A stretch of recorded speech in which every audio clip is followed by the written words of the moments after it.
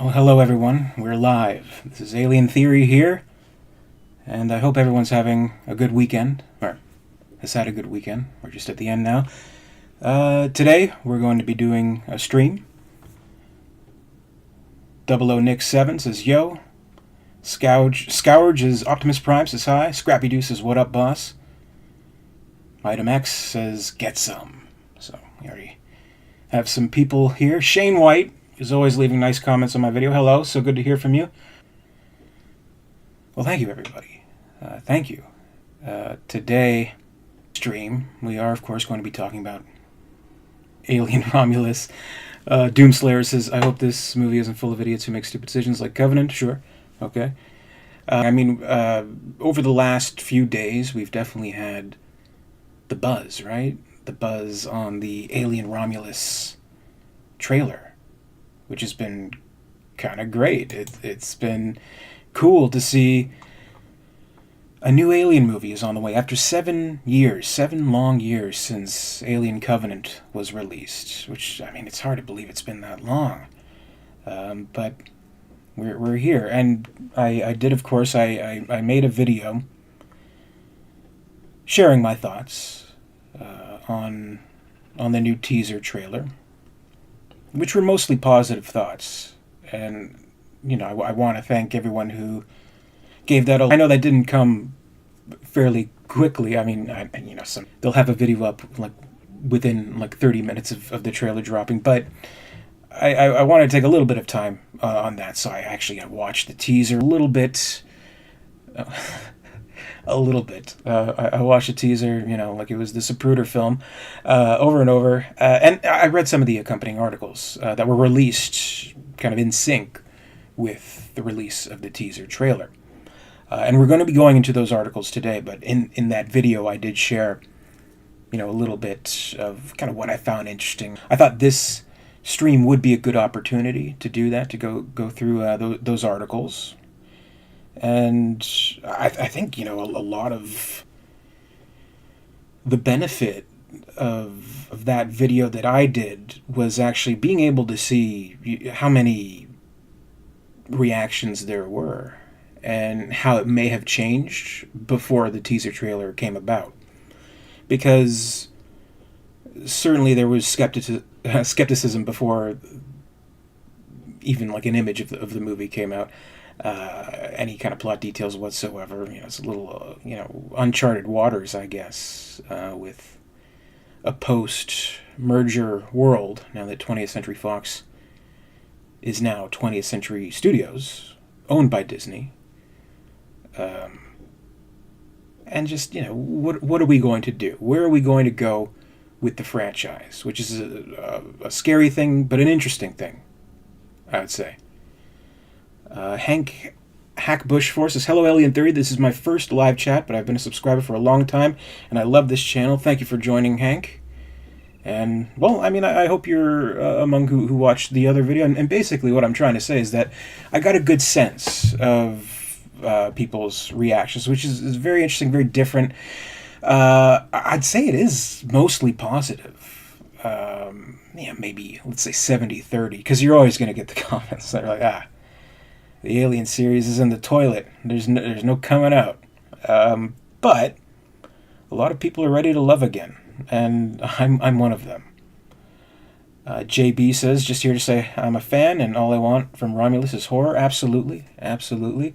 That's another thing. I think we're kind of getting back to the more horrific roots of Alien, I would say. Someone like Fede Alvarez, obviously, seems like it would be in good hands. And that was kind of my own personal wish, knowing that Ridley wasn't planning on coming back. It seemed that he would stay on for a producer credit no matter what, no matter how involved he may have been. But kind of the wish was we want kind of a new exciting director, see what they can do with the material, and I think it's very exciting to see what Fede Alvarez is coming. Rodan, question, at Alien Theory, will Amanda Ripley be in this? Now, that's an interesting question. There are some theories. We'll get into that, certainly. Now, I'll tell you right off the top of this stream, this is spoiler-free. So we're not going to go too spoilery, go into leaks. So I would say if you've happened to have perused the leaks yourself and have gone into that kind of stuff, and you're in the comments right now, please be mindful, please be courteous to others who may not want that. And, all else considering, I'll speak directly to anyone who is concerned about spoilers, leaks, anything like that. Maybe just watch this without comments on, I suppose. So there's that.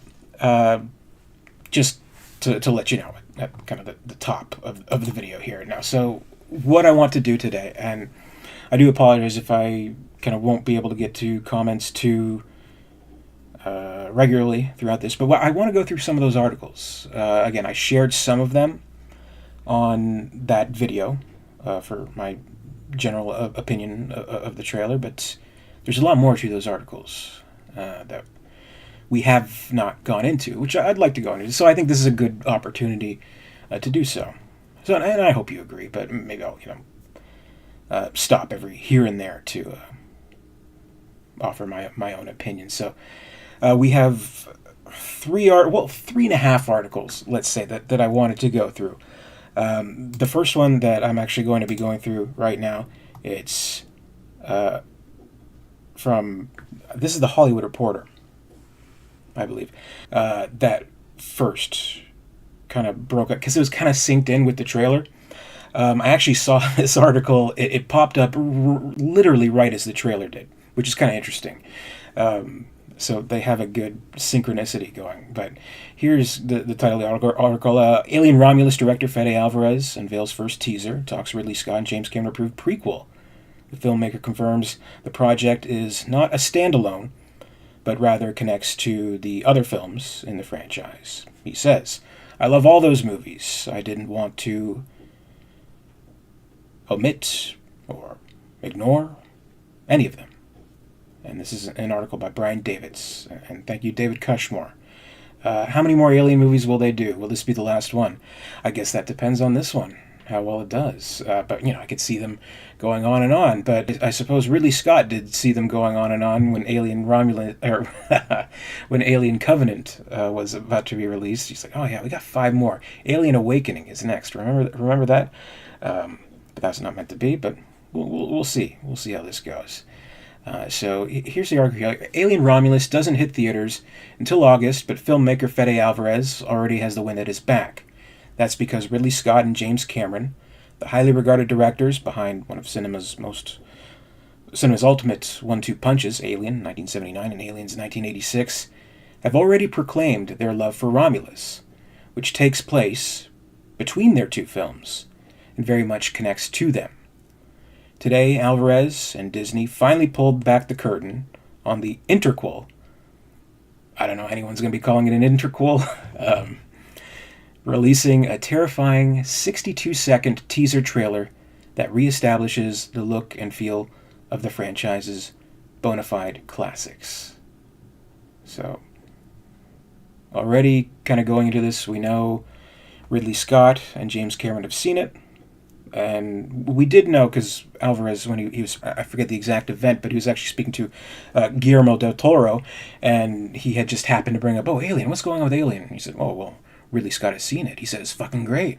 And that was, relieving to him. And apparently James Cameron has to this article a little more, where he says, the story focuses on a group of 20-something space colonizers and scavengers who have the misfortune of meeting a xenomorph inside a dilapidated space station. The film has a notably young cast that's led by Kaylee Spaney, Isabella Merced, as well as David Johnson, Archie Renault, Spike Fern, and Aileen Wu. Alvarez says that the idea to follow an Aliens deleted scene that Cameron eventually restored in his extended special edition cut. And here's a quote from Alvarez. Running and riding a big wheel around the corridors of this colony, and I thought, wow, what would it be like for those kids to grow up in a colony that still needs another 50 years to terraform? Alvarez tells The Hollywood Reporter. So I remember thinking, if I ever tell a story in that world, I would definitely be interested in those kids when they reach their early 20s. That's kind of interesting. Of course, we have kind of a young up-and-comer in the lead. We have Kaylee Spaney, who, you know, she's been doing quite a bit. Just recently, she did the Priscilla Presley film, which she received much acclaim for. I don't know how good the reviews were for the film itself, but a lot of people were saying that she was excellent in it. She got a Golden Globe nomination. There was actually some Oscar buzz for her for that role. She didn't end up getting one, but I mean, it definitely kind of put her pretty high up on the map in terms of, you know, name recognition, celebrity, things like that. And, you know, other casts here, maybe I'm not too familiar with, but interesting characters. Aileen Wu, which I think, I don't know, in the video that I did where I talked about the movie, I think I had like a little Freudian slip, and I think I called her Alien Wu, and a lot of people tracked on that and kind of poked fun at me a little bit, but that's okay.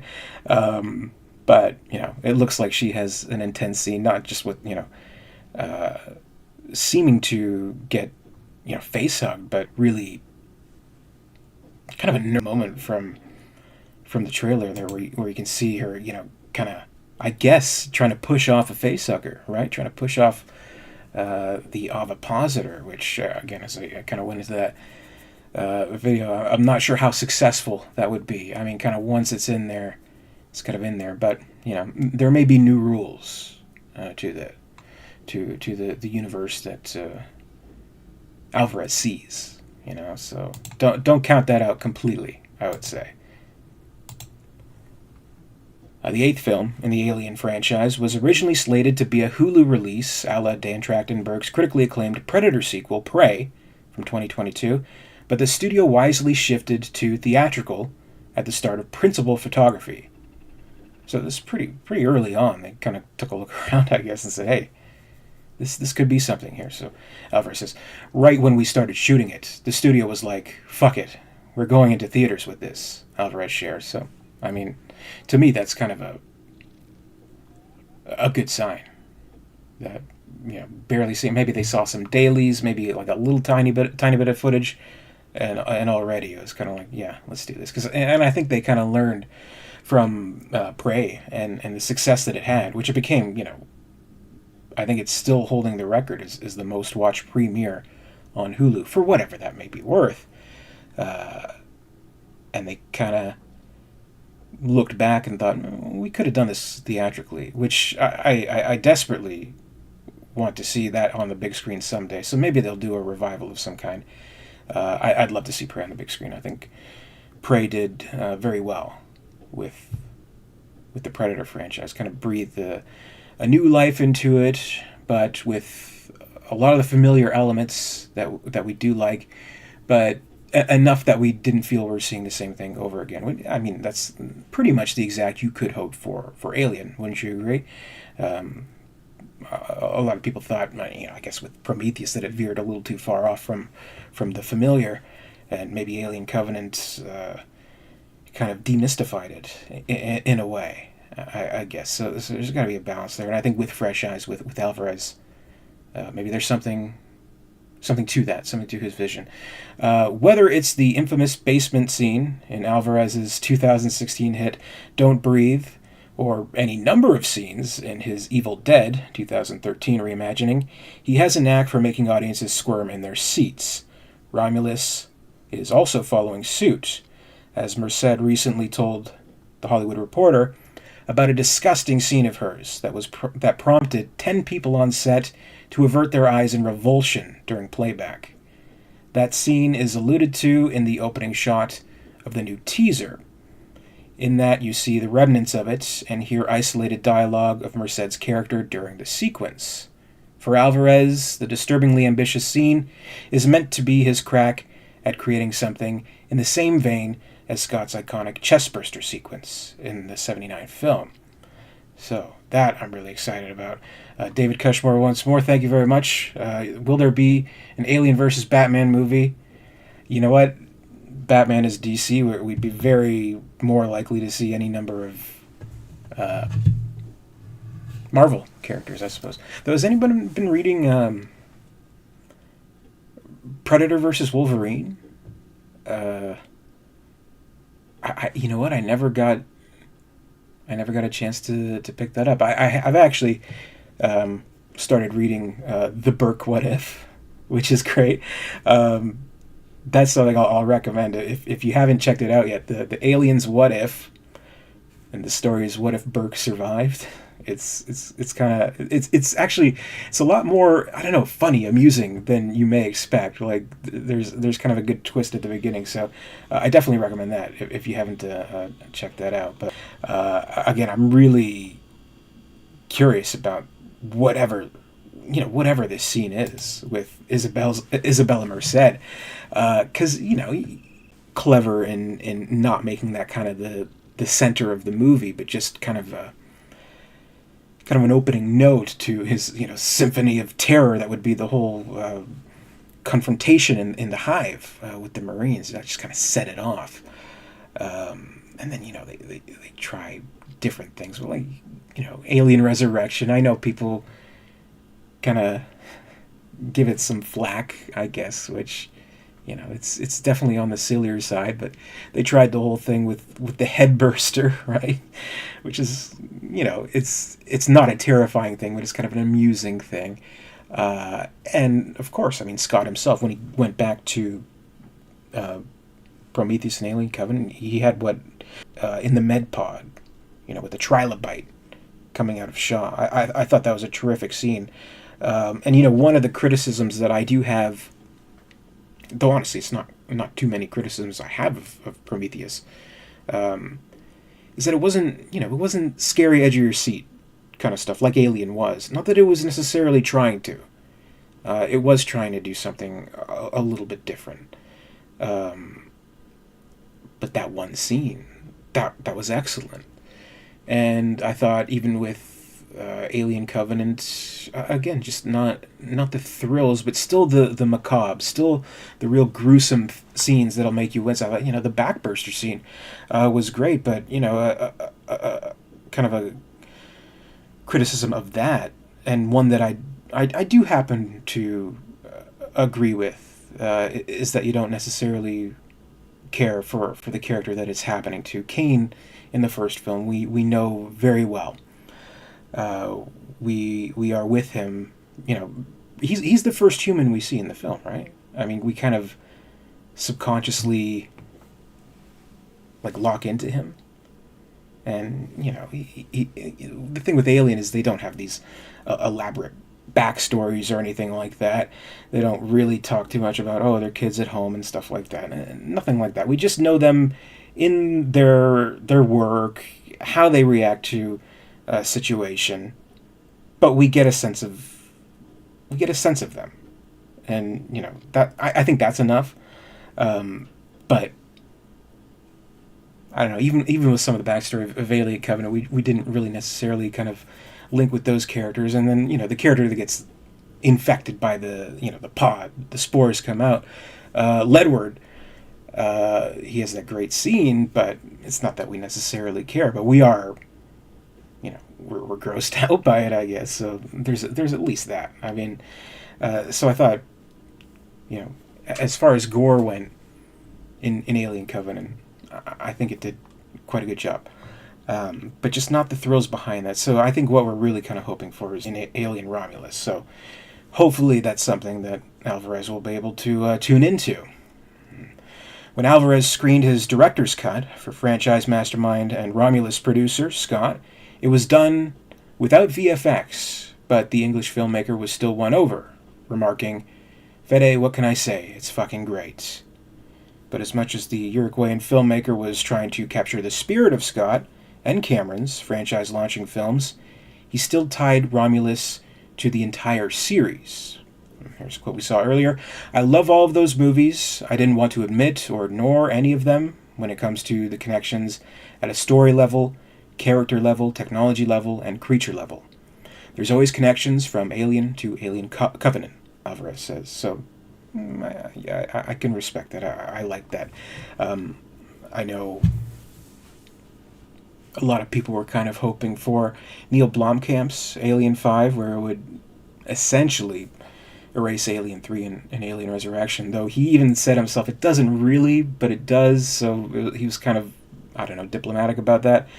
Here, I guess it's connected to everything. So in this way, obviously not being, an Aliens sequel, this is an Alien sequel. This is, am I going to have to say it? An interquel between Alien and Aliens. That's what it is. So, it keeps everything else in place. Below, during a recent conversation with THR in support of Alien Romulus' first teaser, Alvarez also discusses writing the film for fast-rising star Kaylee Spaney. So here's the interview portion that they get into. THR says, well, congratulations on the first step towards August's release. The teaser was 2 hours too short, but I'm intrigued. Alvarez laughs.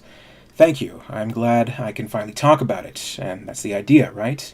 I went to a crazy extent to make sure I showed the minimum amount at this point. It's just enough to get you interested, but not too much. I personally hate spoilers or anything that makes me feel like it steals from that night when you finally sit down and watch the movie. And this teaser doesn't steal from that eventual night. And I happen to agree with that. I've been trying my best to avoid spoilers, but I have encountered some. So again, if you didn't come in at the top of the stream, just in case you have read spoilers and things like that, please refrain from the comments. So there's that.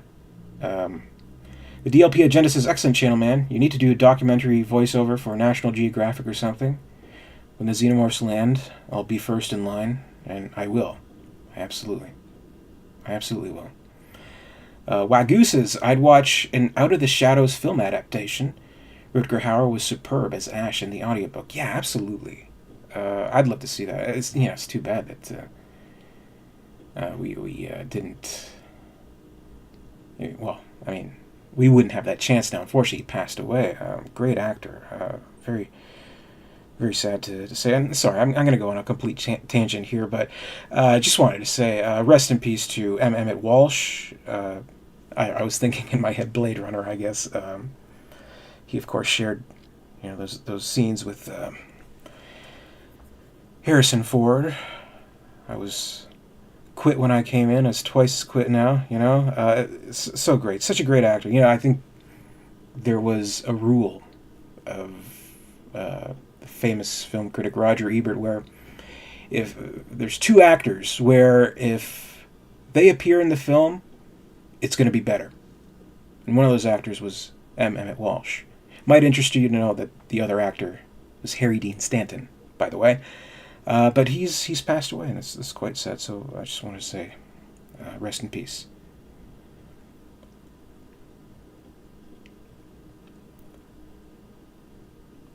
But let's continue. We have an image here of the Xenomorph. Xenomorph in 20th Century Studios. Alien Romulus, courtesy 20th Century Studios. Timberwolf says, Alien Theory, Timothy Olyphant is a proto-Hicks for the Hulu series. We need... You look just how I feel scene, right? Well, I mean, if he is a proto-Hicks, I'm not 100% sure what his role is. But, I mean, he fits in pretty well, don't you think? Hollows says, you think the new film will tie in Newt's parents? That's kind of interesting. I mean...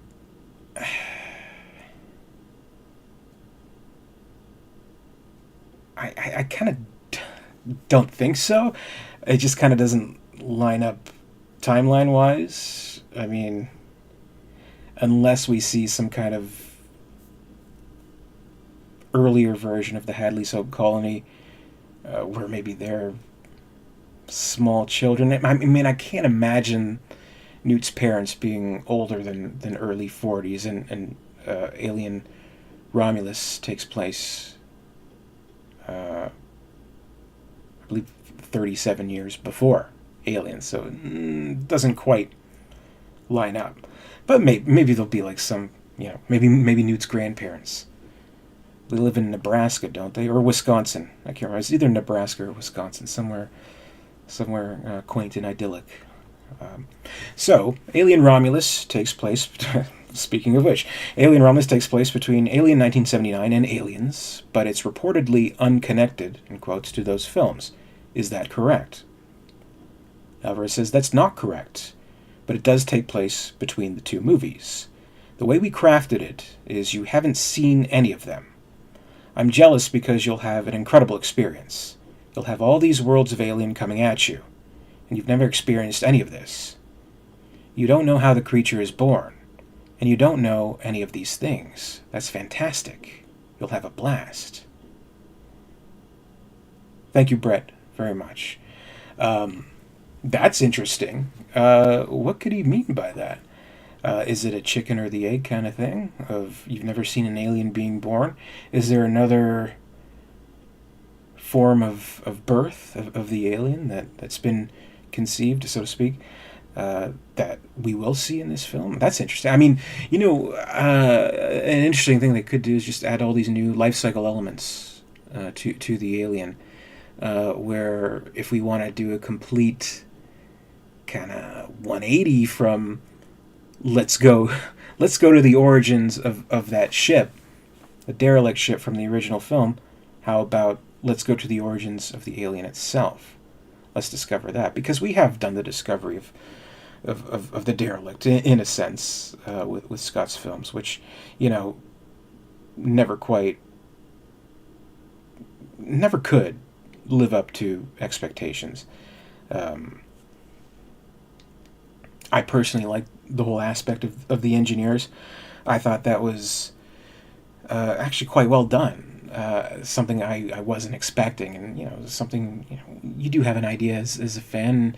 When it kind of conflicts with that idea, it can either disturb you in a negative way or disturb you in a positive way, and it disturbed me in a positive way for that film. And everything with the black goo, the pathogen, I thought that was great. So there's that. But yeah, these are very cryptic comments from Alvarez, so I'm interested to see exactly what you don't know how the creature is born, and you don't know any of these things. What could he mean by that?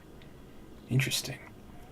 Now, if you've seen the others, then it's a completely different experience, in a way, because you'll see and you'll find those connections with the other movies. And if you're a fan, you'll be that person who annoys your friends in the theater by telling them that you know what this is from, and where that gun is from, and what the characters are talking about.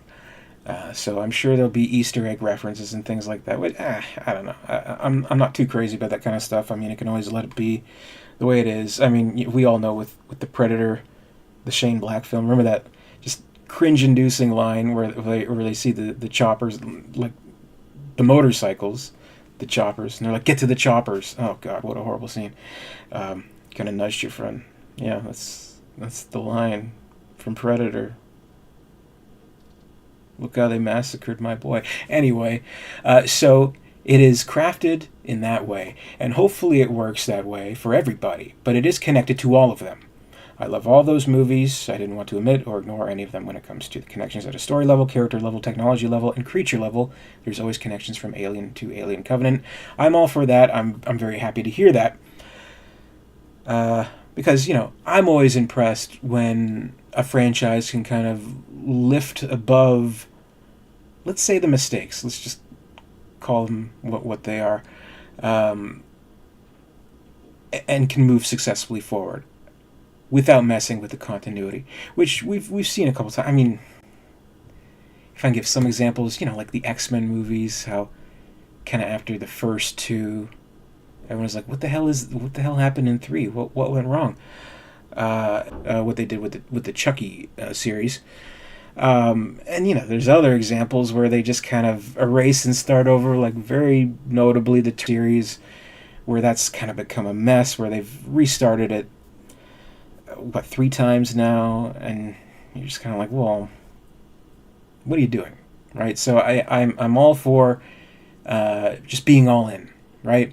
Keeping everything where it is, not stepping on any toes, not starting over, but seeing what you can work with what is already established, which seems to be what Alvarez is going for.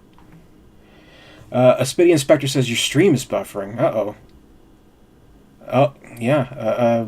Abu Hajar al Bugatti says it's constantly lagging. Yeah, I'm very sorry. Seeing the same here. Yeah, I'm not sure. Too much audio cutting in and out. It's driving me crazy. I'm out here by. What's going on here? Everyone's saying it's buffering. I don't know if this is a new development or it has been this way the whole time. I don't know. Let me take a quick. It says okay now. Well, let me just take a quick look at what's going on here.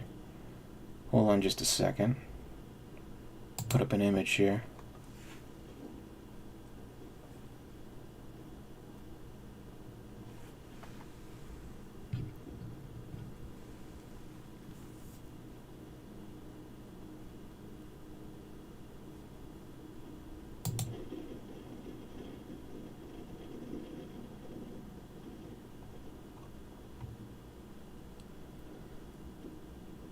Connection's good.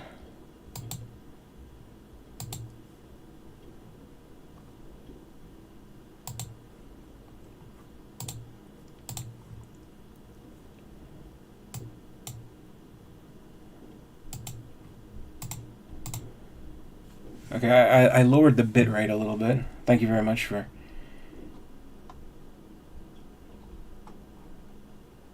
Upspeedy Inspector. Thank you for that recommendation. Hopefully. But from what I'm saying, or from what I'm seeing, it looks okay. So how about we try moving forward here. Upspeedy Inspector says buffering like once every 60 seconds. Interesting. Mother is screwing with the connections coming to the... Let's see how it is now. Now I've lowered the bit rate a little bit. Well, no, I'm seeing like a red. Yeah, hold on 1 second.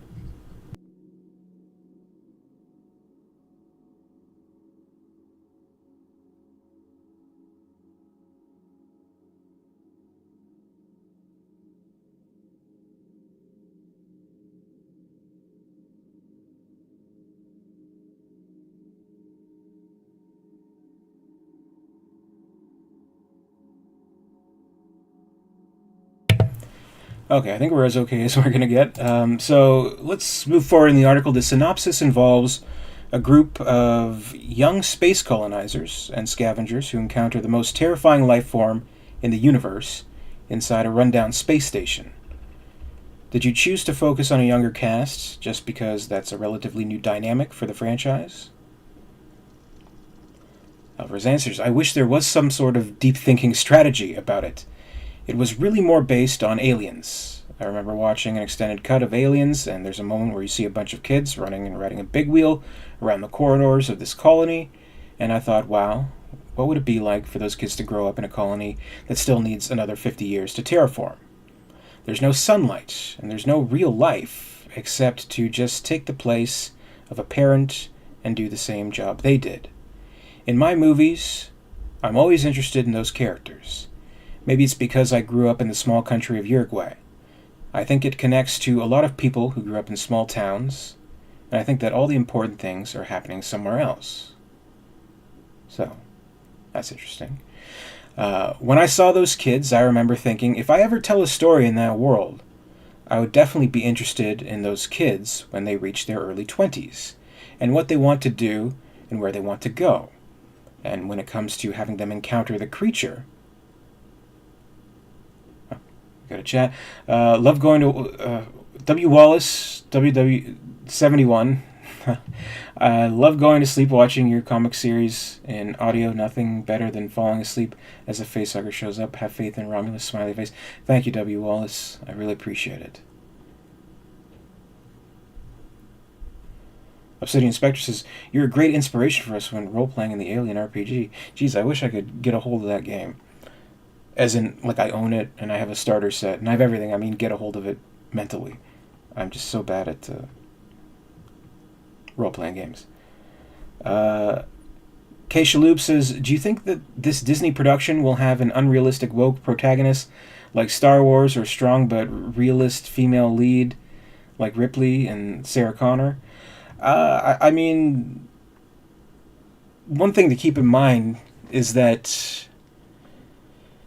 20th Century Studios, it's just different than, Disney, like directly Disney, or Marvel, or anything like that. So, I mean, when a lot of people bring up these concerns, it always seems to stem from experiences in viewing, films and programs within either or of those. I found, I can't tell you how many comments have got, oh, Disney ruined Star Wars, now they're going to ruin Alien. But, it's just a different thing with 20th Century Studios. I mean, I do believe they've given a lot of freedom to that studio, and that they were kind of able to do interesting things with the properties that they have. And it looks like they will be continuing to do so. First example I would say would be Prey, which I don't know if you agree or not, but I thought that was, a great protagonist in Amber Midthunder, who was kind of atypical of what we would expect of a lead in a Predator movie, where they're always kind of trying to emulate or replicate the vibes of the first movie, which is just impossible to do. But they ended up doing, a character that is within the same spirit of what Dutch found from the ending of the first movie, which is to use your cunning, to use your survival instincts, which that character knew very, very well. So they did great with that. And, they've done other great... I mean, this is not even including Searchlight, Fox Searchlight, which has been hugely successful.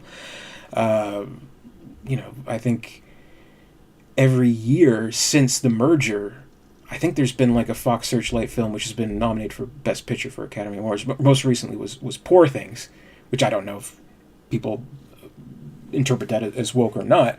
But just like this staggeringly original film. And, stuff like... what was that movie with the girl and the aliens? She's running away from the aliens. What was that? Not Alien, but it was completely silent. There was no dialogue. I can't recall the name of the movie. But if you've seen it, it's kind of like similar to A Quiet Place, where it's just this girl kind of alone in this house, and she was kind of running away from aliens, things like that. But it was a very good movie. I forget what it was called, but check that movie out if you can find the title. But that was 20th Century Studios. That was great. And it looks like the new Apes movie is going to be really cool. Okay, it's actually bugging me. I'm going to look it up, if you don't mind. Which I don't know. What the hell would I look up? Movie with girl with aliens?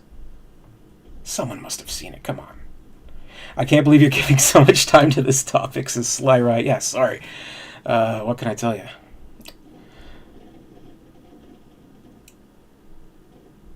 Okay, forget it then. I'm not going to look that up. But anyway, the new Planet of the Apes looks good. The new Omen looks good. So, I mean, I honestly, if you're just going to, long and short of it, no one will save you. Thank you, Arthur. Yes, No One Will Save You is the name of that movie. Thank you, Daddy Spartan VR. No One Will Save You. Quite a good movie. Alien carnage all around. It was very good. This is why we tune into live streaming for this incredible content. But No One Will Save You. Great experience there. But my point is, if you just look purely at the association of Disney and Alien and think bad, then what are you doing? Come on. Timberwolf says, what's your take on how the Romulus trailer is massively smelling like Alien Isolation, including a Sevastopol station and the red flare circular corridor? Lazy writing or high-end wink? I'd lean more toward high-end wink. I think, though, we might actually be getting into some of the article here, but there's definitely Alien Isolation inspiration. But but a complete copy of the story, I would very much doubt. But just kind of giving you a general vibe of it, but with its own thing, I think. K. Shaloop says the female protagonist in Prey took on 3 attackers on her own. Well, yeah, good for her. I'm glad she did. Otherwise, the movie would be quite short. So let's continue on with the article. I can't remember where I was in the middle of, but he says, and when it comes to having them encounter the creature, the dynamics are completely different. So that might be the reason why we managed to make it. When Ridley Scott read it, he felt that it was completely different than the other movies. It had all the DNA of the originals and a lot of the other movies. But it automatically felt different and fresh, mostly because kids that age approach problems in a different way than adults do, and professional adults do. So it's just a completely different viewing experience. Were you asked to pitch what became Alien Romulus, or did you ask if you could come in and pitch it? I vaguely remember this story, but let's see what he says here. Right after Don't Breathe, I had a meeting at Scott Free, Ridley's company, and I think they were about to start doing Alien Covenant, and I mentioned something that I would love to see. I said, I hope this movie has some of this, and that, and this, and he said, oh, that's interesting. What would you do with it? No one was actually asking me to pitch. Joseph Lepkowski. There is rumored Redacted going around, said to be in some trailers. Did you see that? I'm reserved, but hyped. There's rumored Redacted going around. I'll get to that. I think I know what you're talking about, but I'll get to that. I want to keep it spoiler-free in this stream, but I do believe I know what you're talking about. Joseph, thank you very much. But I will keep this brief. Spoiler-free. But I'll say briefly that I don't really know. It could be, it could not be. I don't know for sure. But I'll be getting into that with a future video. But he says, believe me, he wasn't trying to pitch. It was more that they were intrigued about what I wanted to see as a fan. And I was like, I think you guys should do this and approach it this way. And maybe it's about that. And suddenly I was pitching, but I was not really being asked to do it. So that stayed in the air somehow. And then a couple of years later, Ridley remembered that. He knew about it. He was like, Fede had pitched this thing. So they called me back and said, hey, remember that story you mentioned? Do you want to write it and direct it? And I was like, fuck yeah, here we are. So, there we go. Obsidian Spectre says, check your X later. I will certainly check my X later. It's pretty intimidating to step into a Ridley Scott franchise. Denis Villeneuve recently told how difficult it was for him on Blade Runner 2049. But apparently you've already passed the Ridley test. He really spent an entire hour telling you how much he loved the movie? Alvarez answers, he did. As intimidating as that is, that's the best part of being able to work on something like this. For all of us, and whatever it is we do, the dream is to sit down with the masters of our craft and have a conversation about what we do and how to do it better. And the process of making this film definitely gave me that experience with Ridley. At the story level, we first told him what I was planning to do, and then when he read it, I discussed the script with him. And later he watched the movie, I discussed my cut with him. So I consider each one of those moments and creative conversations with Ridley to be the highlight of my career and my life. Oh, jeez. That's something. Now we go on to James Cameron. James Cameron is also someone I've met through the years, and when he learned that I was doing it, we started chatting about it. So I also had that conversation with him at the script level. He's now seen the movie and loved it. It's also fascinating because Cameron and Scott's notes and comments are completely different. He laughs. They wouldn't repeat a note. Whatever Ridley Scott said, Cameron said something different. They're all super smart comments, notes, and thoughts on the film and the filmmaking, etc., but both of them have completely different approaches. So the fantastic part of being able to make this film is to have the chance to work with them. They ask, knowing that you've already succeeded in Sam Raimi's Evil Dead sandbox, did that help lessen any nerves? He says, it did. But even when I did interviews 10 years ago with Evil Dead, people would ask me about the pressure and the intimidation.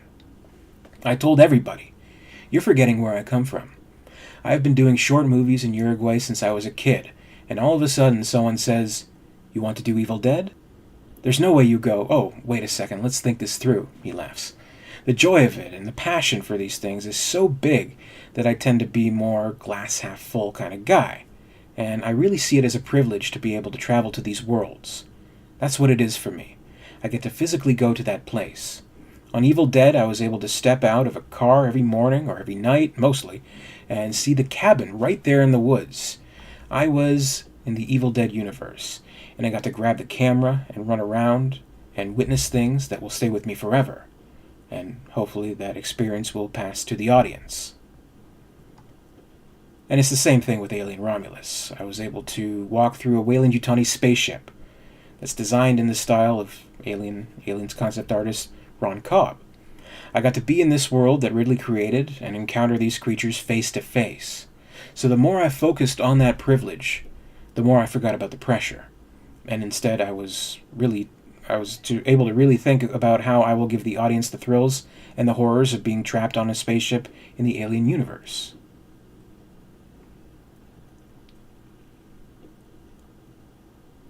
Did the response at test screenings ultimately upgrade this movie from Hulu to theatrical? No, it happened before that. I wish I could tell you yes, but no, it was before that. Right when we started shooting, the studio was like, fuck it, we're going to theaters with this. So we shot it already knowing that it was for theaters, and the team did such a good job.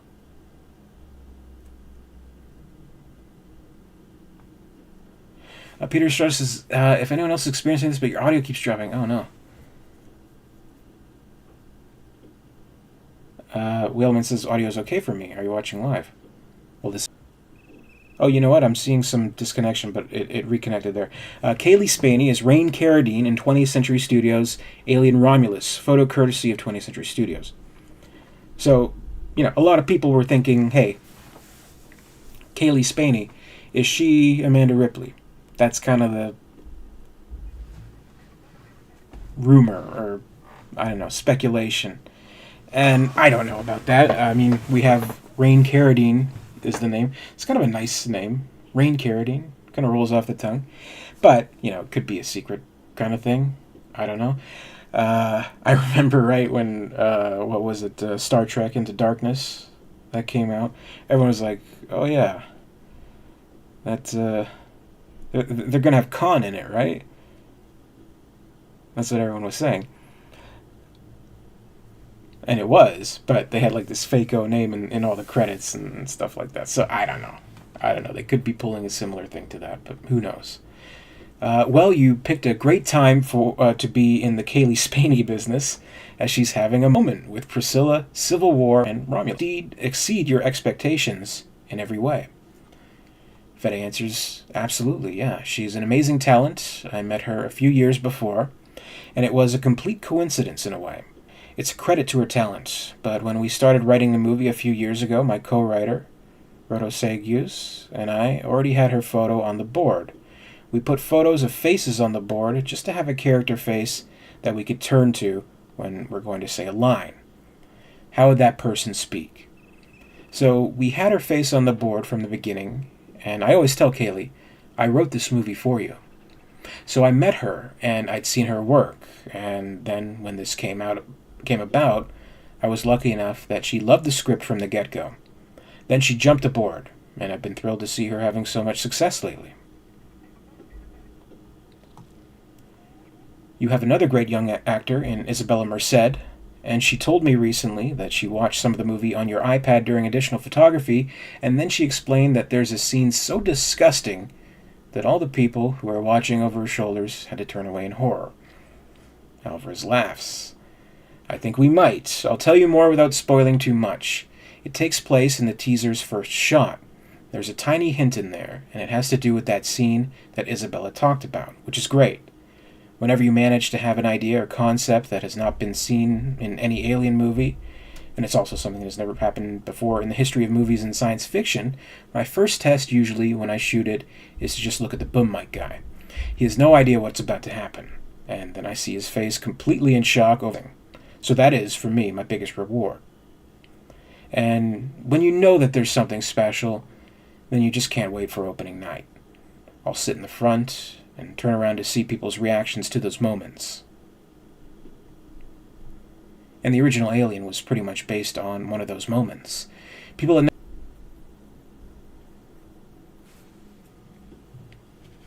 yeah, I don't know. I think I'm seeing some buffering on my side, but I'm not really sure what to do. But this article, JBiz, this is from the Hollywood Reporter. This was released of the teaser trailers released. So he ends by saying, "We want to make sure that we play all those hits and more." Here's another image here. This is Isabella Merced as K, so we have another character named K in 20th Century Studios' Alien Romulus, for photo courtesy of 20th Century Studios. Lastly, you just touched on the WEYLAND spaceship your team built. Did you balance practical effects and VFX? So, let's see what he has to say. For the creatures, we brought in all the guys from Aliens. So, you recall the legends from Amalgamated Dynamics. They were in their early 20s when they made Aliens. And they were a part of Stan Winston's special effects team. And now we had them at the top of their game. They have their own shops. And so we brought them all together to work on all the creatures, because we went with all the animatronics and puppets at every level. I even got the chance to be under the table with them, puppeteering all these animatronics. Yeah, see, so we're showing buffering again. I'm very sorry about that. I'm not sure. Maybe, can we lower the bitrate a little bit more? Maybe that'll help. I don't know, guys. I don't know.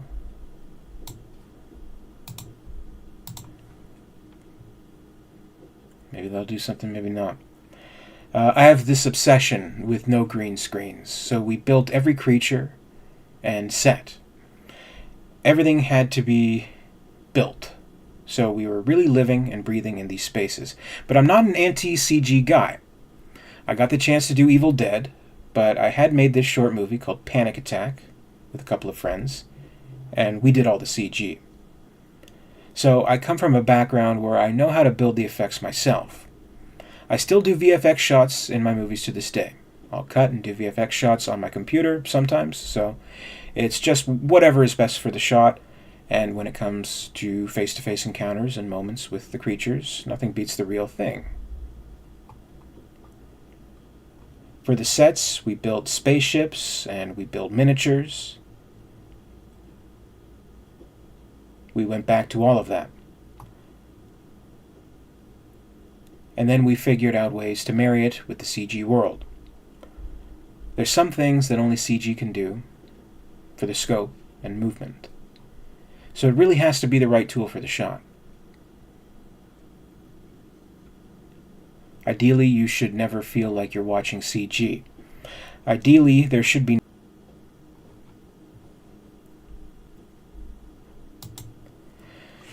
I'm seeing some comments about buffering. I really don't know what's going on. Maybe it is the internet. Maybe it's a problem, but unfortunately, I don't know. I don't know why it's doing what it's doing. Unfortunately. Yeah, I wish I could fix it. I really do. Well, we got bitrate down a little bit. I checked my connection looks good. I mean, it looks okay, so I don't know. But, hey, from what we've seen, from what he said, from a visual effects standpoint, that's promising, right? I mean, I definitely love the practical effects stuff. I really do. Some of the greatest effects of all time are practical effects when, CGI didn't even exist. I mean, we are talking Aliens. We're talking The Fly, things like that, which is incredible. Then, like the original Star Wars with photochemical effects, things like that, which still hold up incredibly today, despite any maybe tinkering on the Star Wars side. But at the same time, I mean, CGI can be a very useful tool, but it shouldn't be a crutch, I guess. So you do end up seeing a lot of movies where it's just CGI, CGI, CGI. And that's uninteresting to an audience, I'd say. Doomslayer says The Thing. Yes, absolutely 100% The Thing. Incredible. And see, you know what? That's another example of where they kind of screwed it up when they did the 2011 prequel remake, I don't know, whatever it was. It was mostly CG, which was very bad CG, which was just such a sad thing. Timberwolf says, what's your personal take that he keeps it out of teen slasher dedicated to alien horror movie? I mean, I get a sense that it will feel on par with his other movies that didn't... I mean, they weren't quite teen slasher, right? I mean, they were definitely younger people telling kind of younger stories. Trying to get out of these lives, which I think is a theme that's going to carry over to Alien. You know, Evil Dead. I mean, it was all about. In fact, you know, he had said in another interview that it's a strong story about siblings, and Evil Dead, which was definitely absent from the original Sam Raimi film. It was a story about siblings and the bond that they had, but. The Jane Levy character, she was just trying to escape this terrible life of addiction. So trying to move past that, and people trying to help her. And when she returned to Don't Breathe, she played a character in hard times, doing kind of unsavory things, robbing, whatever, to escape that life. And encountering the horror with that. So it's not quite teenagers with no care in the world, let's go camping, have sex, do drugs, and then die horribly. No, it's people very early on in their life kind of making a decision, however bad that may be, that this is what I'm going to do to ensure the rest of my life is not like this, which is kind of a desperate thing to do, and a thing that comes with risks, and as I'm sure we're going to see with Alien Romulus is going to have those consequences. So I think it will be on par with that. I think it will be close to that.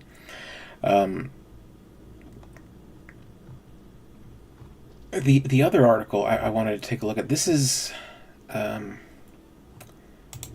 Variety, I believe. It was a Variety article. This one's from Todd Gilchrist. Alien Romulus trailer revives the franchise with facehuggers and more scares. Director Fede Alvarez wanted to restore series' handmade roots. So we'll probably be getting into a few things repeating, but there's some new stuff here that I do want to share. Mr. Grandier says, hey, are you leaving this live up, or are you taking it down when you're done? No, I'll leave it up. Maybe it won't lag when it's uploaded, hopefully. I don't know. But here's what we have here. The first teaser trailer for Fede Alvarez's Alien Romulus, released March 20th, hints at a return to the same kinds of thrills that audiences experienced back in 1979 with Ridley Scott's Alien, and that James Cameron delivered in the 1986 follow-up Aliens, opening with a parade of spaceships reminiscent of the Nostromo and Sulaco. The clip offers a first look at its young cast, which features Kaylee Spaney, Isabella Merced. These are from Priscilla and Madame Web. It's saying, the crew navigates dimly lit hexagonal corridors, running from scurrying facehuggers, and delivers shrieks of fear that, despite the original film's tagline, "In space, no one can hear you scream," echo all too viscerally. Alien Romulus marks the 7th film in the Alien franchise, and overall 9th, involving the acid-blooded xenomorphs, if you include the Alien vs. Predator crossover films. Writer-director Alvarez is about to complicate its already convoluted timeline even further with Romulus, which premieres August 16th. But the more important question is, will it be better than some of the more lackluster chapters in this ongoing saga? Which there are probably more of than great ones. So, Mr. Gilchrist, very bold of you to say that. Not necessarily wrong, I suppose, but bold. That is the question we're all asking. After seeing this teaser trailer, everyone wants to know. I mean, could it be better? Could this actually rank out? Let's just say, I mean, Alien and Aliens, you're never going to touch those. But could it end up being the 3rd best Alien movie? Out of 9 movies, could it? I don't know. According to Alvarez, he's hedging his bets. Set in between the events of Scott's film and Cameron's, Romulus will draw heavily upon those chapters in terms of style, story, and tone.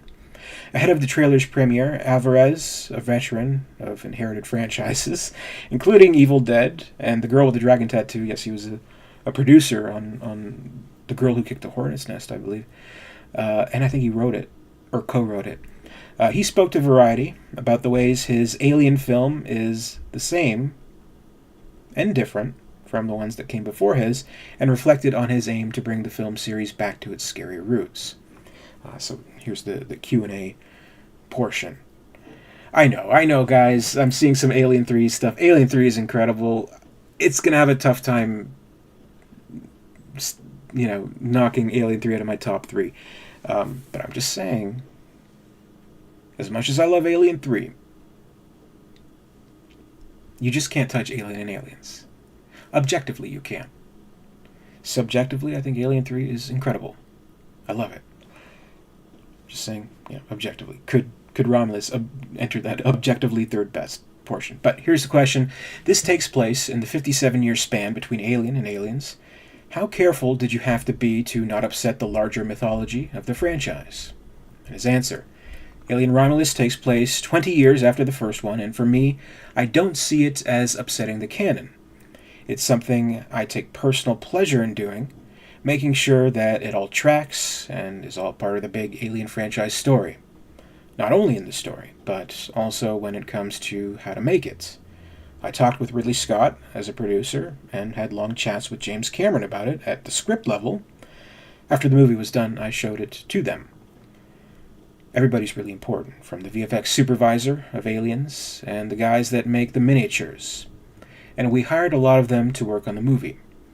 Otherwise, it's hard to nail the style and the look of the vibe of the film like I wanted. That was the biggest pleasure of making this movie, and to be able to do that whole process. How did you achieve your goals with this movie and incorporate their foundational knowledge of the franchise? Obviously, Alien and Aliens are very different movies, but we figured out ways with this story to make sure I didn't have to choose. There are incredible, smart things accomplished in those movies. You really want to push it and create this world, so as a director, you're not sitting in your chair and just pointing at shit. I do VFX shots myself. I'm puppeteering there with them. In every movie, I think, okay, this is the one where I finally get to sit down and just point at shit.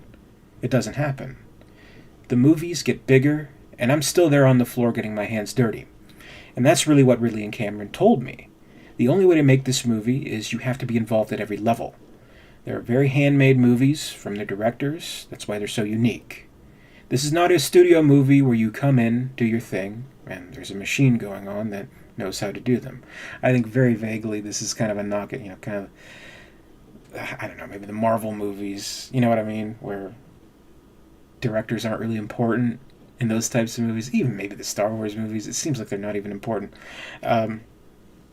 It's a big machine. There's, one kind of big shot producer running it all, and they know what to do, and you just kind of fill the void. More like television production than film production, which is, kind of a jaded idealism to have, and it's something the audiences are catching on to, don't you think?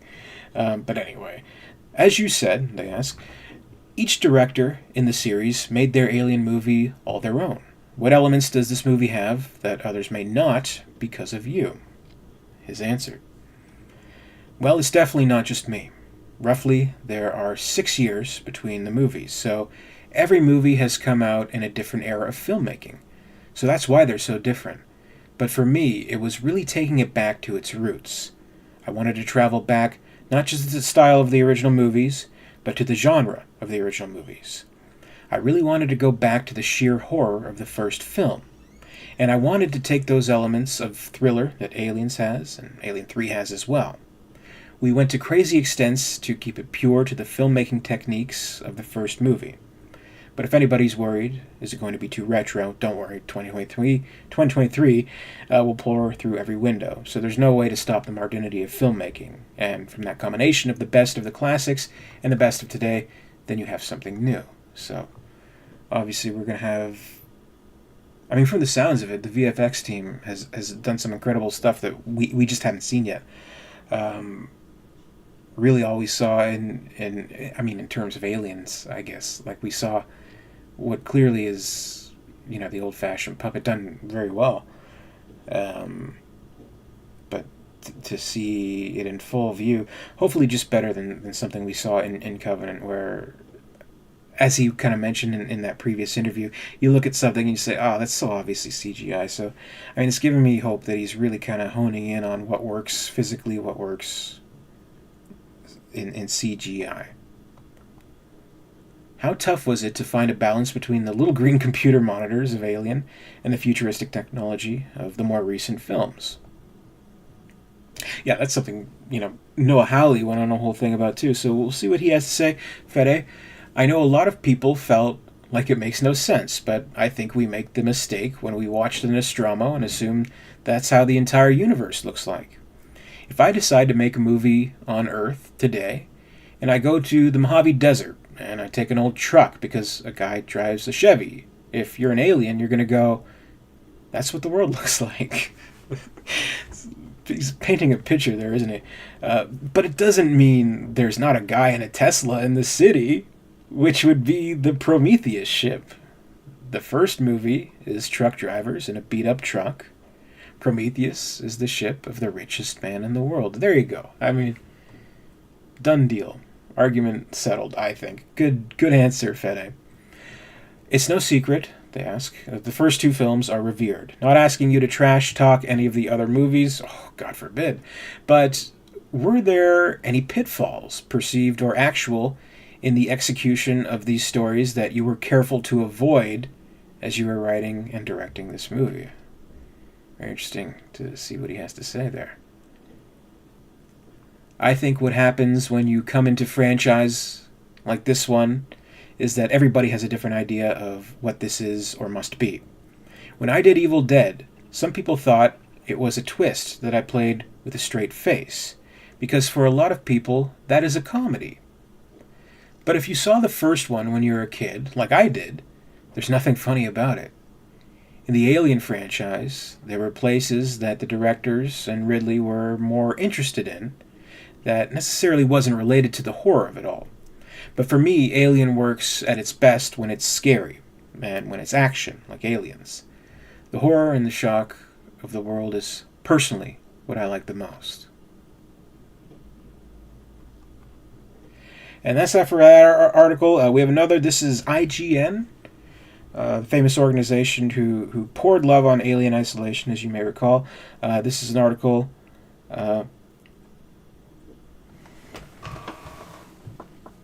by somebody.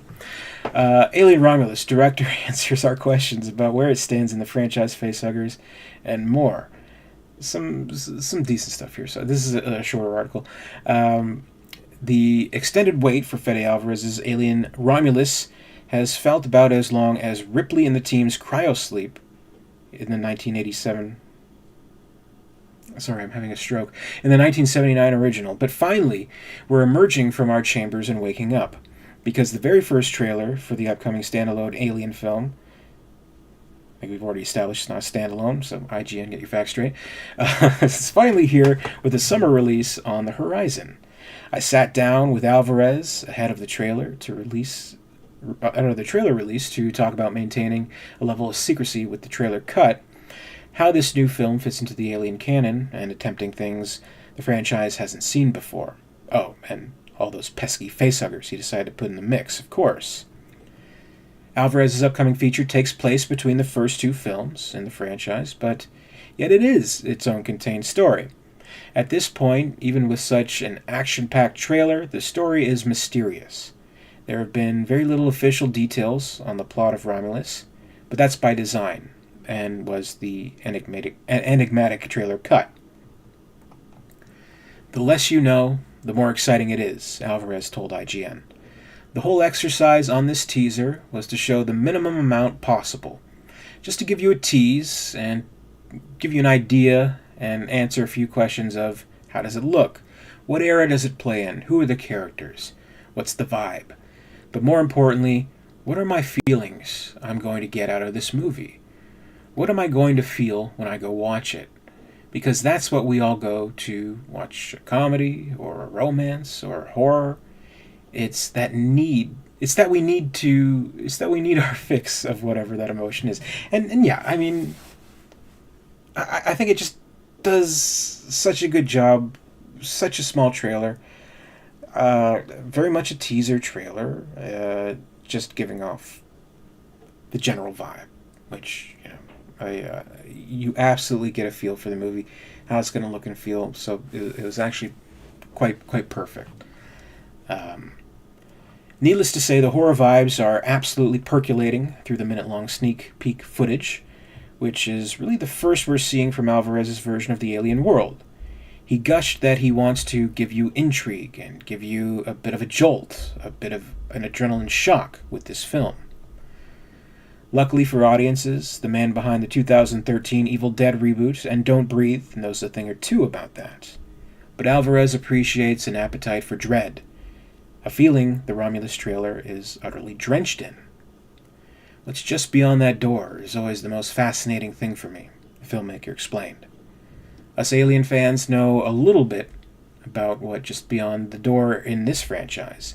Facehuggers and xenomorphs. This trailer shows an scary amount of them infiltrating a ship, a scenario we know well, and it's no surprise that Alvarez decided to ratchet the tension up to 11. Nothing short of an infestation. I think we all have our favorite creatures in these movies. Facehuggers have always been the ones that scare me the most, Alvarez says. The idea of what would happen if the facehugger gets you. You'll wish for the xenomorph. You'll wish for a quick death instead of what happens to you if you get caught by one of them, Alvarez explained. His impulse for putting his protagonists against a group of facehuggers and eventually xenomorphs. Conceptually, that's just so terrifying. And though in a way there's a lot of things that happened here that, although they're familiar, they never really technically ever happened again since the first movie. Or they hint in the others of some version of it. But here we went very purist in a lot of these things. Considering we've never had to deal with a pack of facehuggers, it does in fact seem like this film will cover some uncharted territory.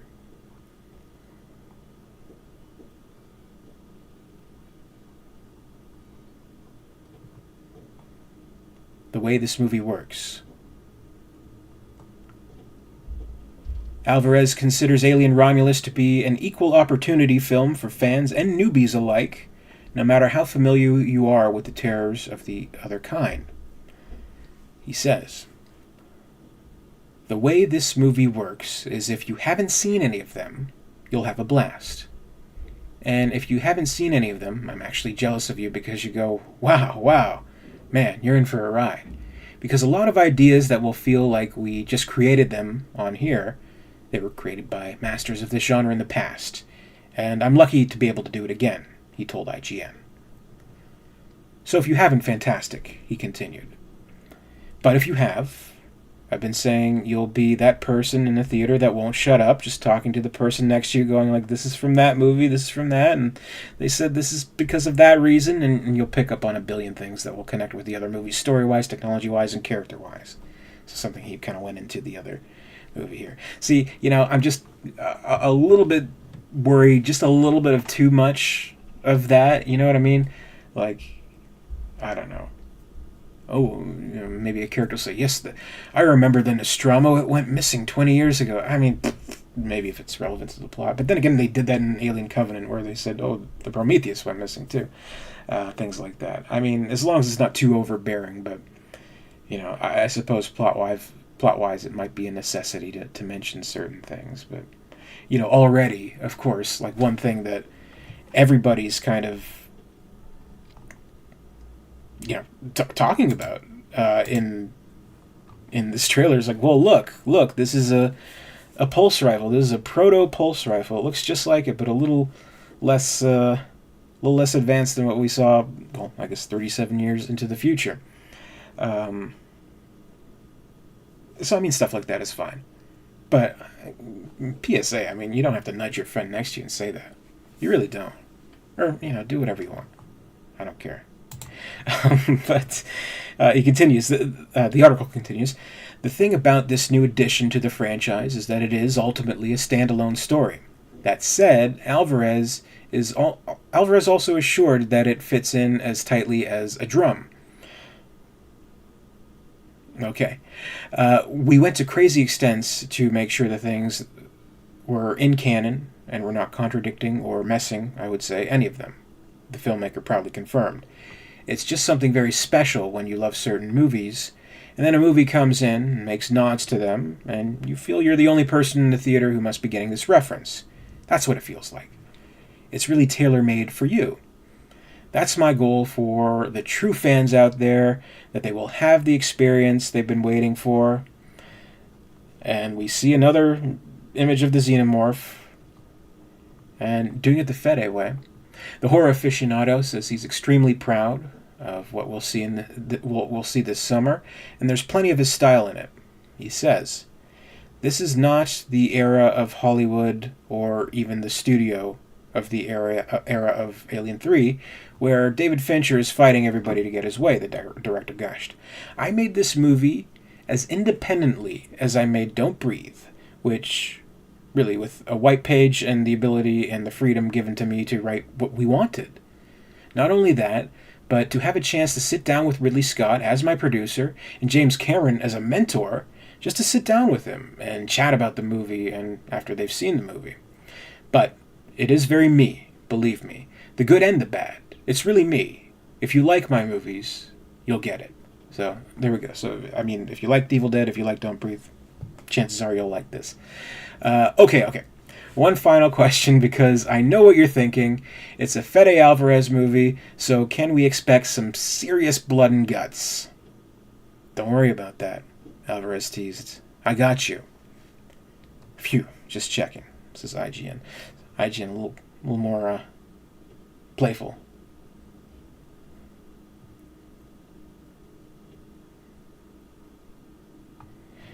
Wagyu says the throat extraction scene is what intrigues me the most in the trailer.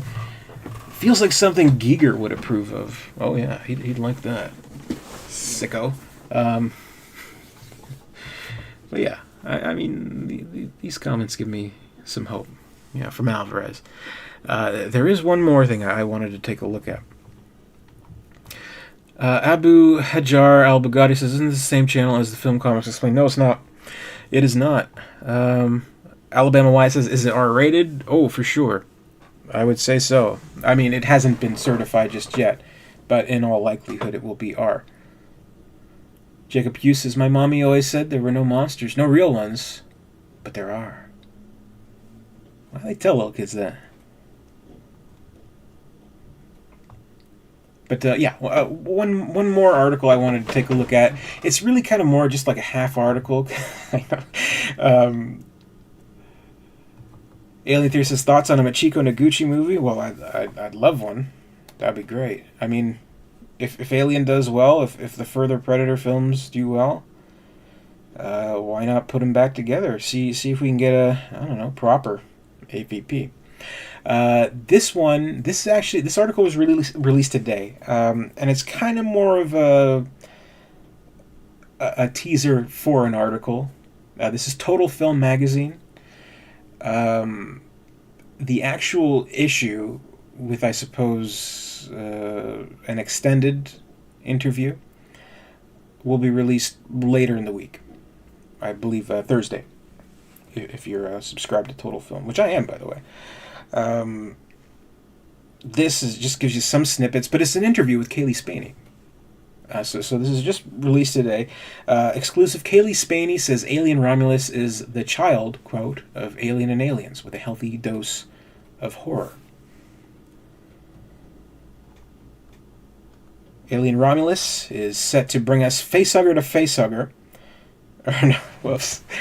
Alien Romulus is set to bring us face-to-face, hugger in parentheses, with the Xenomorph when it hits the big screen this summer, with Priscilla's Kaylee Spaney taking on the lead role as new character Rains. Set between 1979's Alien and 1986's Aliens, the new movie is a loving homage to the two. "We used practical effects. We had the same people who worked on Aliens. They came back. They were making the xenomorph. This is a creature they have so much love for. We had puppeteers working on the facehugger. So to see that, it all just felt so alive. Spaney tells Total Film in our new issue, out Thursday, March 28th, which features the Fall Guy on the cover. I had to turn off my nerding out brain, because I was just like, wow, it's beautiful. Ooh, you put the Giger's skull. I had to turn that off. But it was properly scary. We set it between the first movie and the second. We were talking about, how could this be a child of the two? So we have those heightened moments, but then proper horror. One moment in the recently released trailer sees Rains step out of an elevator with a pulse rifle, in an indubitable reference to a climactic moment involving Sigourney Weaver as Ripley in Aliens. I definitely did everything that I could to bring that character to life. Watching Sigourney play that role, she's part of the changing of the game that those films did, Spaney continues. I could never be her, but I injected whatever I have in me into that character, and I tried to make it three-dimensional as possible. So I hope that's there, and it comes alive.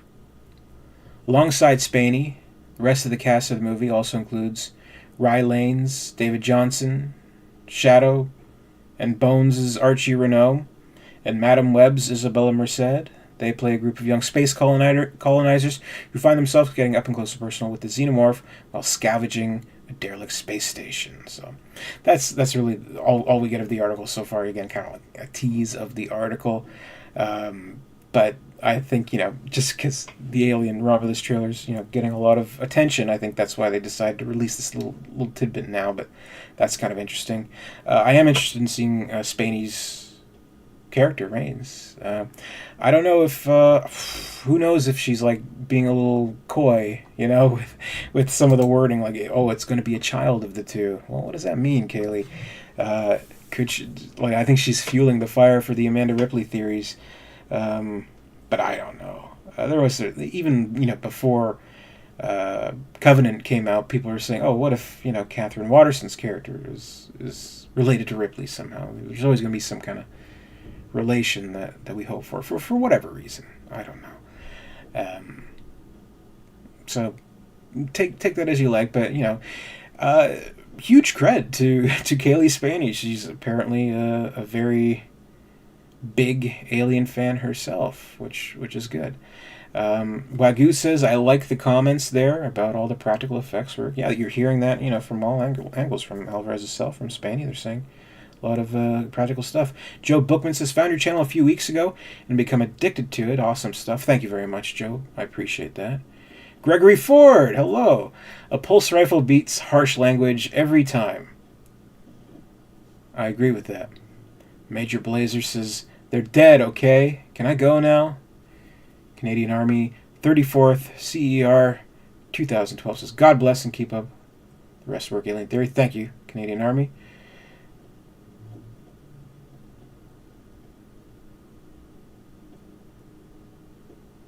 Yeah, so that's, I don't know. It's really all I kind of had prepared for today. Wanted to go through those articles. Wanted to talk about it a little bit. Hopefully, just to, I don't know, capture this feeling of what it's like. And Peter Estrada said, "No, I just started over from the beginning of the live. Whoops." But this is always an exciting part of a movie because you never really know.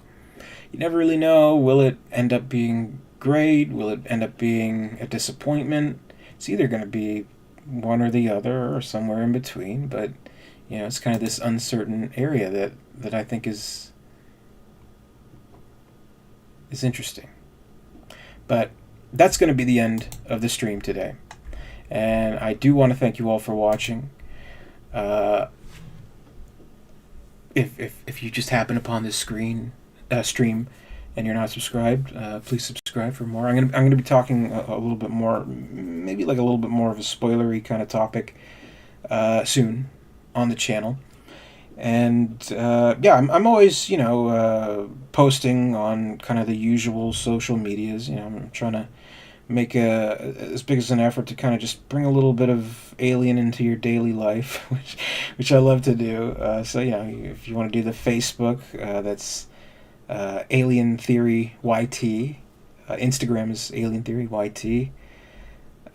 X is Alien_Theory.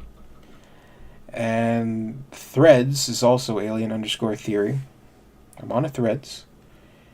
And TikTok is Alien_Theory. So basically, if you search up Alien Theory on any social media, you'll probably find me. Sorcerer the Crusader says, Senpai, notice me, please. You are noticed. Alex says, thank you for the stream. Well, thank you very much for watching. Tony Mafia sends me a bunch of emojis. Looks like some kind of a squid monster. Limmer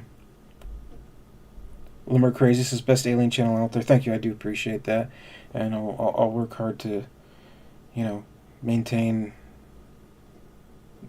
to the best of my ability, explorations of the Alien universe. And maybe only very occasionally do a stream because, sometimes it's a little wonky. But I think we did okay. Thank you all here. Thank you for watching. And that's it. This is Alien Theory, signing off.